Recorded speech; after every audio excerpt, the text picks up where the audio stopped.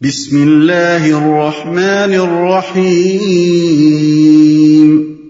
شروع اللہ کے نام سے جو رحمان و رحیم ہے۔ انا انزلناہ فی لیلۃ القدر وما ادراک ما لیلۃ القدر۔ ہم نے اس قرآن کو شب قدر میں نازل کیا ہے، اور تم کیا جانو کہ شب قدر کیا ہے؟ نازل کیا ہے۔ اصل میں الفاظ ہیں انزلناہ، ہم نے اس کو نازل کیا ہے، لیکن بغیر اس کے کہ پہلے قرآن کا کوئی ذکر ہو، اشارہ قرآن ہی کی طرف ہے، اس لیے کہ نازل کرنا خود بخود اس پر دلالت کرتا ہے کہ مراد قرآن ہے۔ اور قرآن مجید میں اس امر کی بکثرت مثالیں موجود ہیں کہ اگر سیاق کلام یا انداز بیان سے ضمیر کا مرجع خود ظاہر ہو رہا ہو تو ضمیر ایسی حالت میں بھی استعمال کر لی جاتی ہے جبکہ اس کے مرجع کا ذکر پہلے یا بعد میں کہیں نہ کیا گیا ہو۔ یہاں فرمایا گیا ہے کہ ہم نے قرآن کو شب قدر میں نازل کیا ہے۔ سورہ بقرہ میں ارشاد ہوا ہے شہر رمضان الذی انزل فیہ القرآن، یعنی رمضان وہ مہینہ ہے جس میں قرآن نازل کیا گیا۔ سورہ البقرہ آیت 185۔ اس سے معلوم ہوا کہ وہ رات جس میں پہلی مرتبہ خدا کا فرشتہ غار حرا میں نبی صلی اللہ علیہ وسلم کے پاس وحی لے کر آیا تھا، وہ ماہ رمضان کی ایک رات تھی۔ اس رات کو یہاں شب قدر کہا گیا ہے، اور سورہ دخان میں اسی کو مبارک رات فرمایا گیا ہے۔ انا انزلناہ فی لیلۃ مبارکۃ، یعنی ہم نے اسے ایک برکت والی رات میں نازل کیا ہے۔ آیت 3۔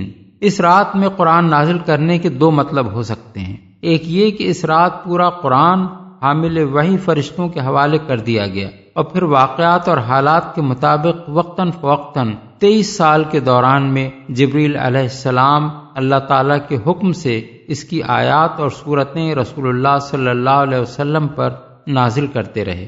یہ مطلب ابن عباس نے بیان کیا ہے بروایت ابن جریر، ابن المنذر، ابن ابی حاتم، حاکم، ابن مردویہ، بیہقی۔ دوسرا مطلب یہ ہے کہ قرآن کے نزول کی ابتدا اس رات سے ہوئی، یہ امام شعبی کا قول ہے، اگرچہ ان سے بھی دوسرا قول وہی منقول ہے جو ابن عباس کا اوپر گزرا ہے بحوالہ ابن جریر۔ بہرحال دونوں صورتوں میں بات ایک ہی رہتی ہے کہ رسول اللہ صلی اللہ علیہ وسلم پر قرآن کے نزول کا سلسلہ اسی رات کو شروع ہوا، اور یہی رات تھی جس میں سورہ علق کی ابتدائی 5 آیات نازل کی گئیں۔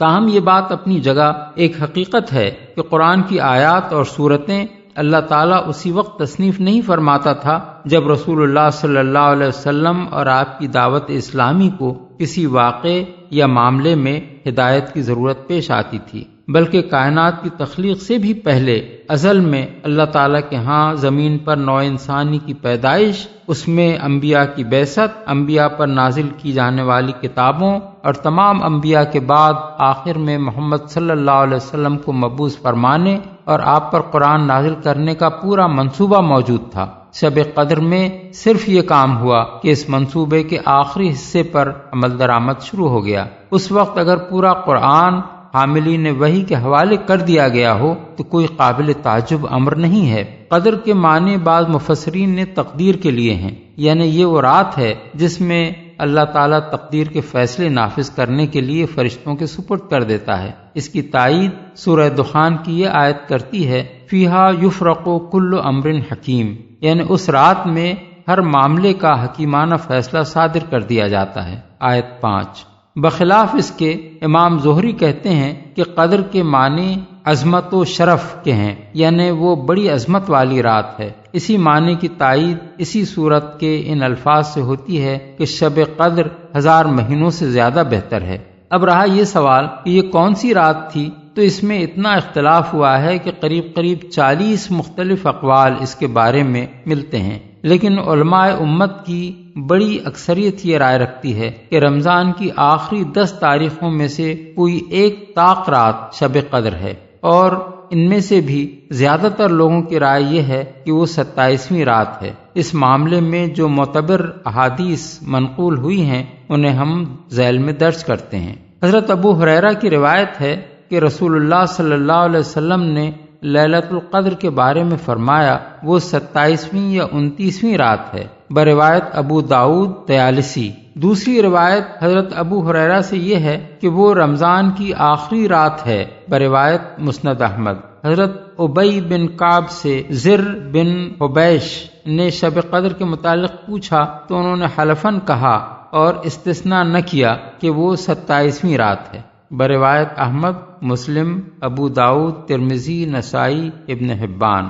حضرت ابو ذر سے اس کے بارے میں دریافت کیا گیا تو انہوں نے کہا کہ حضرت عمر، حضرت حذیفہ اور اصحاب رسول اللہ صلی اللہ علیہ وسلم میں سے بہت سے لوگوں کو اس میں کوئی شک نہ تھا کہ وہ رمضان کی 27ویں رات ہے، بروایت ابن ابی شیبہ۔ حضرت عبادہ بن صامت کی روایت ہے کہ رسول اللہ صلی اللہ علیہ وسلم نے فرمایا کہ شب قدر رمضان کی آخری 10 راتوں میں سے طاق رات ہے، 21ویں یا 23ویں یا 25ویں یا 27ویں یا 29ویں یا آخری، بروایت مسند احمد۔ حضرت عبداللہ بن عباس کہتے ہیں کہ رسول اللہ صلی اللہ علیہ وسلم نے فرمایا اسے رمضان کی آخری 10 راتوں میں تلاش کرو جبکہ مہینہ ختم ہونے میں 9 دن باقی ہوں، یا 7 دن باقی، یا 5 دن باقی، بروایت بخاری۔ اکثر اہل علم نے اس کا مطلب یہ لیا ہے کہ حضور کی مراد طاق راتوں سے تھی۔ حضرت ابو بکرہ کی روایت ہے کہ 9 دن باقی ہوں، یا 7 دن، یا 5 دن، یا 3 دن، یا آخری رات۔ مراد یہ تھی کہ ان تاریخوں میں لیلۃ القدر کو تلاش کرو، بروایت ترمذی اور نسائی۔ حضرت عائشہ کی روایت ہے کہ رسول اللہ صلی اللہ علیہ وسلم نے فرمایا کہ شب قدر کو رمضان کی آخری 10 راتوں میں سے طاق رات میں تلاش کرو، بروایت بخاری، مسلم، احمد اور ترمذی۔ حضرت عائشہ اور حضرت عبداللہ بن عمر کی یہ بھی روایت ہے کہ رسول اللہ صلی اللہ علیہ وسلم نے تعزیز رمضان کی آخری 10 راتوں میں اعتکاف فرمایا ہے۔ اس معاملے میں جو روایات حضرت معاویہ، حضرت ابن عمر، حضرت ابن عباس وغیرہ بزرگوں سے مروی ہیں، ان کی بنا پر علماء سلف کی بڑی تعداد 27ویں رمضان ہی کو شب قدر سمجھتی ہے۔ غالباً کسی رات کا تعین اللہ اور اس کے رسول کی طرف سے اس لیے نہیں کیا گیا ہے کہ شب قدر کی فضیلت سے فیض اٹھانے کے شوق میں لوگ زیادہ سے زیادہ راتیں عبادت میں گزاریں اور کسی ایک رات پر اکتفا نہ کریں۔ یہاں یہ سوال پیدا ہوتا ہے کہ جس وقت مکہ معظمہ میں رات ہوتی ہے اس وقت دنیا کے ایک بہت بڑے حصے میں دن ہوتا ہے، اس لیے ان علاقوں کے لوگ تو کبھی شب قدر کو پا ہی نہیں سکتے۔ اس کا جواب یہ ہے کہ عربی زبان میں اکثر رات کا لفظ دن اور رات کے مجموعے کے لیے بولا جاتا ہے، اس لیے رمضان کی ان تاریخوں میں سے جو تاریخ بھی دنیا کے کسی حصے میں ہو اس کے دن سے پہلے والی رات وہاں کے لیے شب قدر ہو سکتی ہے۔ لیلۃ القدر خیر من 1000 شہر، شب قدر 1000 مہینوں سے زیادہ بہتر ہے۔ مفسرین نے بالعموم اس کے معنی یہ بیان کیے ہیں کہ اس رات کا عمل خیر 1000 مہینوں کے عمل خیر سے افضل ہے جن میں شب قدر شمار نہ ہو۔ اس میں شک نہیں کہ یہ بات اپنی جگہ درست ہے اور رسول اللہ صلی اللہ علیہ وسلم نے اس رات کے عمل کی بڑی فضیلت بیان کی ہے۔ چنانچہ بخاری و مسلم میں حضرت ابو ہریرہ کی روایت ہے کہ حضور نے فرمایا من قام لیلۃ القدر ایمانا و احتسابا غفر له ما تقدم من ذنبہ، یعنی جو شخص شب قدر میں ایمان کے ساتھ اور اللہ کے اجر کی خاطر عبادت کے لیے کھڑا رہا اس کے تمام پچھلے گناہ معاف ہو گئے۔ اور مسند احمد میں حضرت عبادہ بن صامت کی روایت ہے کہ حضور نے فرمایا کہ شب قدر رمضان کی آخری 10 راتوں میں ہے، جو شخص ان کے اجر کی طلب میں عبادت کے لیے کھڑا رہا اللہ اس کے اگلے پچھلے گناہ معاف کر دے گا۔